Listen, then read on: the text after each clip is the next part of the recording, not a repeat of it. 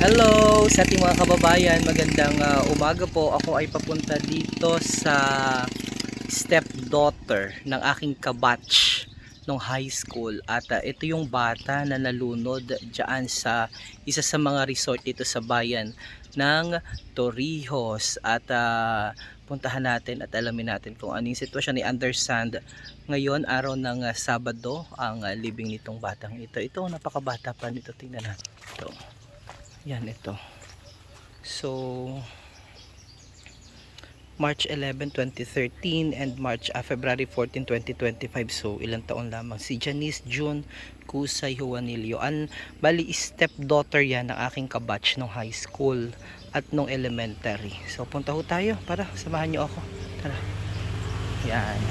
Dito ang daan nito papunta dito sa may tangke. Saan yung sasakyan dito? Ayun pala yung kabatch ko oh. Si Johnny. Oh. Oo, kumusta ikaw? Ito yung kabatch ko. Si Johnny. Kumusta ka? Condolence. Pumunta ako dito nung nakaraan. Ay, ano tawag dito? Hindi ko natagpuan. Dito pala yun. Wala akong kasama. Pero kasama ko ngayon yung aking staff. Oo, so papunta ka doon? Tuloy po dahil may bibili. Ay, saan ka pa ron? May bibili lang siya. Babalik ka agad? Opo sir. Ha? Opo. Paparinig ka? Ayan, yan yung kabatch ko. Ito ba ang ano mo? Ito ba ang asawa mo? Ah, hindi iyan yung isa. Okay. So, maparinig kita, kausap kita ha. Okay, o tara, akit kita dito. At, mas mabalik agad diyan. Tara, ibadi mo ako. Yan. Bakit? May anxiety na ayaw kong makita yung kapatid. Oh, wow. Natatakot siya. Parang meron siyang shock. Oh my God. Oh, nandito na. Ayaw po nasasakyan, ayaw po umuwi. Ayun ba yung bata? Opo. Oh, Nanginginig po nawawala ng mali sa gabi. bagay. Kahit po Kayo po ay? tita po. Ay, yung Tita? ano po, nanay po ng barkado ng panganay. Okay. So, asan ang bahay nila, Johnny? Ayun po, yung Ito. mag-isa po yan. So, sa may tangke ang bahay nila. Ito, tangke ng Tubig po. tubig. Okay, so punta daw kita dito. Ano oras ang libing? Alauna po. Alauna. Oh, hawak daw kami. Ilagyan dyan sa ano mo. 12:30 daw po ang tapos. Yes, okay. So, dito ho ito oh. So, punta ho kita dito. Para masyado. Oh, dito pala ang bahay nila. Oh, wow. Dito pa. Di nangagat na rin aso po ay? May aso. Dito kita. Hawak ako. Ayan. Yan. Hi po. Ano po, maganda. Hi, asan niyo? Ito po. Nag-message sa amin sa Marinduque News. Ikaw si nag-message sa amin? Baka yun po yung tiyahin. Oh. Sino daw ate nag-message sa Marinduque News? Kabatch ko si Johnny. Opo. Oo, high school.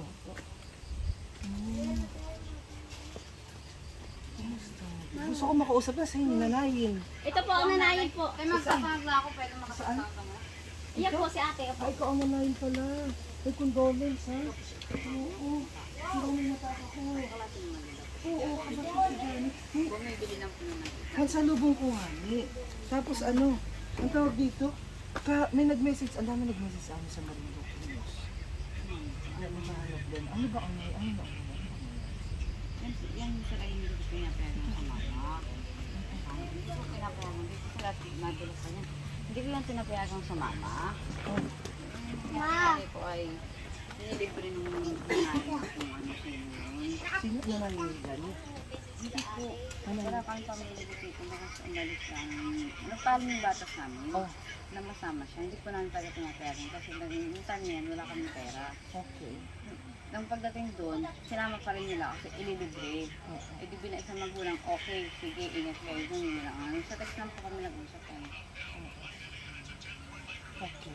Tapos, Yung lang din na, yung nangyari na yun nandun, sinusundo na siya ng papahin at nalaman na sa bagas-bas. Sinusundo na siya, ano doon. Busy po, tapos ang aking bahay. bilis pinakabinso siya. At tapos ay, nung naagi sinasundo, pinuntahan ni Johnny? Pinuntahan po niya at nandun nga yun sa Bagasbas. Sabi ko, Papa, at ako pa yung may trabaho. Papa, ano yun na si Bunso, puntahan niyo na ni ate yung panganay. Hindi nandun na kinaon nila. Ikadarating lang dun, for 17 dumating yung party na yan, yung sinamahan niyang birthday han. For 27 ganong oras, nandun si Mister. Nakita pa yung bata, okay, nag-ano pa nga sila. Hindi niya nakausap ni Mister, pero yung panganay nakausap na. Sinagyan kasi yung Bunso na, ano, Bunso, mauwi na tayo. Parang may sinasabi, mauwi na tayo. Sabi ni Bunso, hindi pa ako mauwi kasi pinayagan naman ako ni nila mama na nag-okay na. Gagawin kami bini, gano'n. Sabi ko, hanggang sa nangyari yun, hanggang sa umalis na nga sila. Pinalipas na yung 10 minutong pag-alis nila. Bumalik ulit sila. Bumalik ulit ito. Nabalitaan nila na sabi ng panganay, sumakya. May nalulunod, nagkagulo daw po. Nung nagkagulo, nakita ng ate, tumakbo siya. Tapos si Bunso nalunod. Ang akala nito, aday din kanya sa ano. Hindi niya alam, dala-dala na din siya palabas. Kumatagal na. Matagal lang. Walang minuto pa sa ilalim ng tubig yung bata. Ang dami nag-message sa amin. At sabi puntahan daw namin dito. Tapos naalaman ko nga kay Aileen na nung ano pa dapat ako pumunta nung sayawan diyan ay dumaan ako dito. Eh sabi ko saan pa din? Isa may sa may tangki daw. Ay ang dilim naman. Yung pala dito pataas. Kala ko pababa. Ay, wala akong kasama nun ay. Ay hindi na ako dun. Ay naila ako na. Tapos ang dami pa rin nag-message sa amin. Tapos sinabi narinig ako na bagay-bagay. So sabi ko, sige tapunta ako. Maliban sa siyempre kabatch ka. Yung ano pa dapat yung kapunta dito nga. So siyempre una kabatch ka. Pero yung iba yung other concerns na gusto kong maalaman. Kung ilagay yung iba. Parang mga kapo. Parang ito mo. Nakasaklap. Ako yung kikidalang hati ng lubos. Ganyan pa man. Ang sa akin lagi gano'n. Kasi nang sinukan. Hindi na. Wala lang ibang magagawa. Hindi na, hindi naman natin na ang tawag dito, mababalik yung buhay. Ngayon, ano ang iba sa inyo mga Lahat po ng gastos ng burial, yung lahat ng pag-ano ng Bunso na sinayin. Tapos, afterwards, maibibigay pa sa inyo, abigay daw pa sa inyo. Yung values po ay pag-uusapan pa po, pero nag-ano kami ng gano'n. Kung kaya sa ganyan ang nila. Okay. Ano ang nangyari na? May kapabayaan na? Ano nangyari? Ano bang Meron siya, aminado po sila. Wala po silang lifeguard yung na talaga aminado silang na yung isang gano'n. Wala silang sasakyan para ma-travel yung ano, wala silang first aid kung paano ano yung assist sa mga nangyayari. Namin na po nilang pagkakamali. Pero, kasi ang babalikan ng ako very transparent do. May pananagutan talaga sila. Pero kasi kapag bata, dapat meron siyang nag-out siya na nag-ano, na nag-amatsyag. So, Both parties nga rin po may pananagutan. Ang ano ko doon, wala ako doon. Tapos wala ako doon dati, hindi ko din pa alam na mangyayari. okay, sige. So, nandun na yun. Doon pa man, ay ako'y pumunta na doon dati pa. Sinabihan ko na sila dati pa. Na dapat kayo ay meron dito na. Kahit kasi ay requirements. Kasi ako'y ako isa sa mga board of director ng tourism, Marinduque Tourism. Sinabi ko naman sa kanila, sabi ko ay sa ganito po yung sa ganito kasi na industry at ang tawag dito ay servisyo, business, dapat yung meron. Hindi pwede 24 hours yun, dapat regardless kung may guardian doon, talagang responsibility ng guardian yun. Pero at the end of the day, pag nangyari, dapat agad ay may matakbo doon. Yun nga rin po siya rin. Ngayon, magkano ang inabot na offer sa inyo? Kasi may naririnig din ako. Wala pa naman. Okay, so mali pala yung mga naririnig din ako na na-offer daw kayo ng ganitong amount, blah blah blah. So, may mga instances na rin kasi ako natulungan. Natatandaan yung bata na ano naman sa bugkog na aksidente. May paspa, 2 years ago na may Pasko yun. Aksidente na nasa kasaan. So, ako yung assist ko doon sa yun naman ay kaharap ng abogado. Ang tawag ay amicable settlement. train, nasa sa inyo kung anong katanggap-tanggap kasi alam naman din natin yung ating responsibility bilang mga magulang. So, sa panig naman nila, syempre negosyo naman yun at the end of the day. Actually, sa buong pag-cover ko ng mga event, in fairness naman sa kanila, naglabas sila ng official statement sa kanilang Facebook. At inamin nila yung kanilang pagkakasama. Bihira yun ha. Usually, inagataguan yun ha. Para alam Yung nila nanay sa ko ay kanilang negosyo. willing naman po sila. Sabi ko, siguro unang pagso para akong yung galit ka, hindi mo talaga alam kung anong gagawin mo. Diba na parang nagka-lobag, nagka-ano na kami, nagka-luar na ng lobag. Willing naman po sila. In fairness naman din sa mabait na yung ating though may lapses talaga sa kanila kasi hindi talaga dapat dati pa kasi pinabay na nila mandatory yun, mandatory sinasabi yun sa talaga. Ngayon pa mo, ay sabi ko nga ang lakas di ano rin nila kasi ano yun yung the moment na maglabas sila ng gano'n at sabihin nila na may nalunod sa kanila. Aminado yun, yung parang May nalunod sa inamin kanila, yun. oo. Mahirap sa negosyo yun ha, kasi ano yun, ikakabagsak yung negosyo nila. Ikakatakot ng mga taong Ikakatakot ng mga tao. Ako ba, hindi na ako mapunta Baka maano sa akin. Yung sa aming salita natin parinig ngayon, nagangasa baga. Nagangasa. Eh di, kaya ang sa akin, hindi mag-ano kayo, meron ano yun, mas maganda kung mag-aral na kayo. Kasi mabibigyan kayo ng meron naman dito sa isa for sure, lagi namang nasa panig. Kung naniniwala pa rin na nasa panig pa rin natin na mga abang sa ang hostisya. Ngayon, kung mag-abang kayo, kung magkano ang nag-isip ninyo na magkano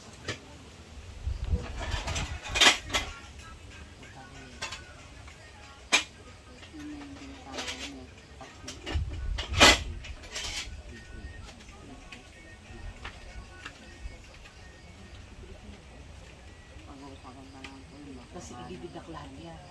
Lahat ng mga Ay, walang bawas yun dun. wala Ay, namin yun. ano pa yung Sagot talaga nila sa lahat ng nang binitawan sa kanila. Mag-ano kayo pag kanina sa inyo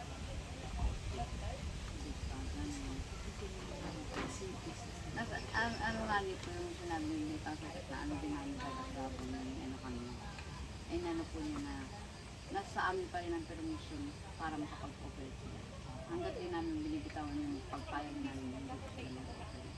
so yung wala na dati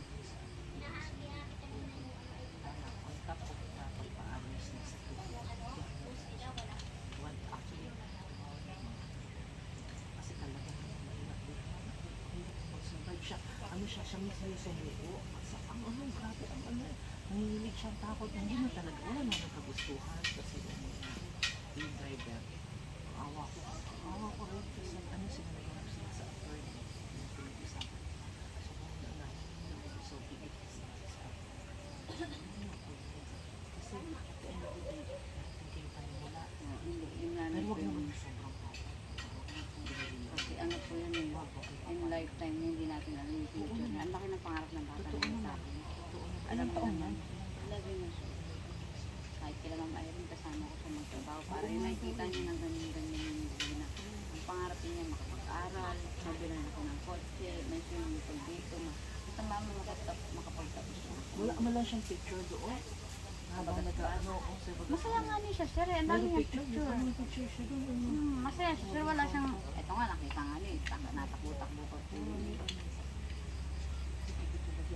Ito marami pa itong pwedeng mangyari sa buhay niya. Malay mo, maging concern pa din ito. Kagaya ko, nangangarap maging concern. Naipasok pa natin siya. Naipasok pa yun. Napasaya ko lang kayo at alam ko naman po ang napagdaanan niyo. Tapos itong anak niyo daw na isa, nakita ko din sa may baba. Ako, sir, talang balik mo sa hospital. Kaya ang ano niya, wala siyang sakit, wala siyang nararamdaman yung ito ang bumababas ng trauma siya. Ayaw niya pong makita yung kapatid niya na nandiyan. Hindi daw siya mag-ano kayo dito. Ilang taon yun? Yun yung panganay mo? Pangalawa po, ang panganay po niya. Ate Ray, Parine. Tatlo po silang babae. Yan, ang laki ng ano niya. Anak, Ano ito mga kamag-anak mo ito sa kabilang sa papa. sa pato? sa papa mo ng bata.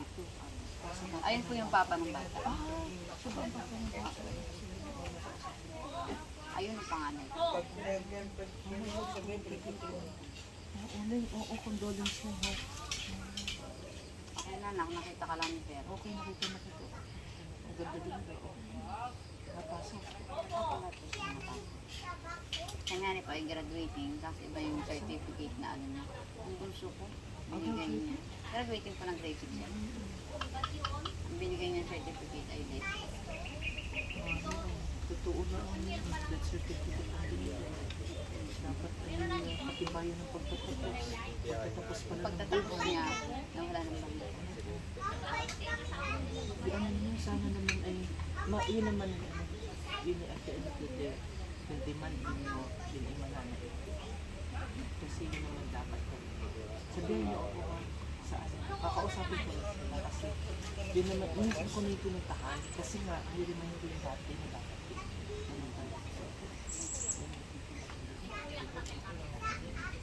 tuloy, dapat pag gano'n na, yun ay, kasi naiwasan tawag doon ay prevention. Yun ay iwasan dapat sa Ay, iwasan sana ang mga pangyayari kung may mga gano'n silang yung nandun nila, yun, makamatsyag pag may nakita agad eh. Ay, ang tanong ko ay, sinong kasama ng mga panahon na yun nang siya'y lumublog na sa tubig? mga klase po niya, yung mga klase po niya, kwento lahat sa araw-araw na yung mga klase, sila po yung naglalangoy sa mababa lang, hindi na nila napansin si Muso na dun sa malalim ng bunta, wala nakakita po talaga. At isa pa talaga yung nandito ay si Kuya Michael sa beach, tawan din ng beach. So, siya ang nakakita. Oo, tinalo niya yung bata na sa ilalim. Nung ginagawa niya lahat ng parang para mabuhay, wala na talaga. Kasi doon pa lang yung sinipper niya, itim na daw. Itim na po yung paat na may bata. Wala na talaga. Sa 8 minuto, wala po talagang tatagay. Kaya kung meron yung nandun yung light Sila may CCTV ba sila? May CCTV. Nakita sa CCTV. wala talagang nakapansin. Ang bisita pa ang nakasagot ay Nagkalang siya. Galang. Pero dandaanan siya. Nagtataka kung bakit. Hindi man lang dinampo. wala Dami talagang na naglalong. Daan-daanan. Baka hindi nila alam na yun eh. Hindi nalulunod na pala. Nanganay siya. kasi ang kwento-kwentuhan, ang akala pag nalilunod yung gano'n. Isa po kasi ang nakita isa sa CCTV, wala ko gano'n. Pag gano'n Ulit na yun, yung nag-floating siya. Hindi, pero hindi na pinakita yun. Hindi ko nakita yun. Paglubog at nakabera ng dami nakabera ng CCTV na parang payong. Kaya nakita ko. Pero yung tagal mo, nandun talaga sa CCTV, walang Ganun pala kabilis pag-drone. Just 8 minutes. Patay agad. sa 3 minuto nga daw po, wala na makakatagal. Bali, bata pa.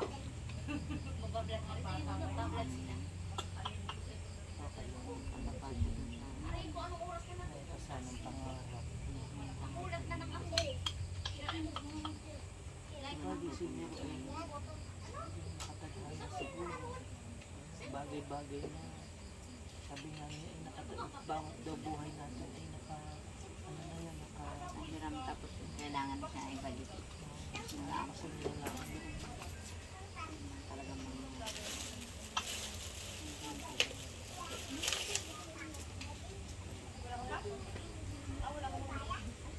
Sabi niya ako ha-update mo ako. At binigay sa akin ni Erin yung nila ko. Pero sabi ko, huwag na itong matawag. Baka mapakaon naman ganito.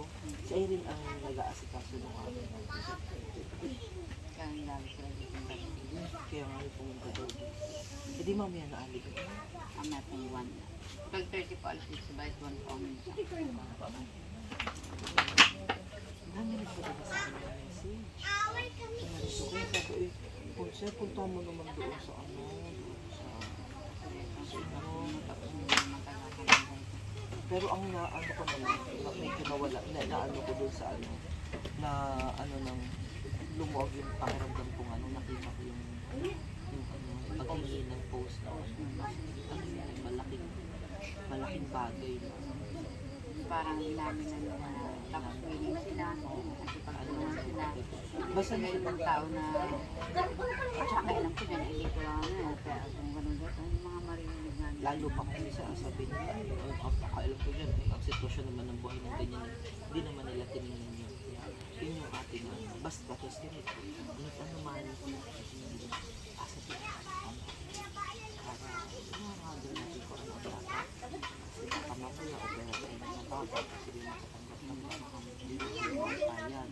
Yun po ay ano pala, ano yung hinihingi namin ng sapat.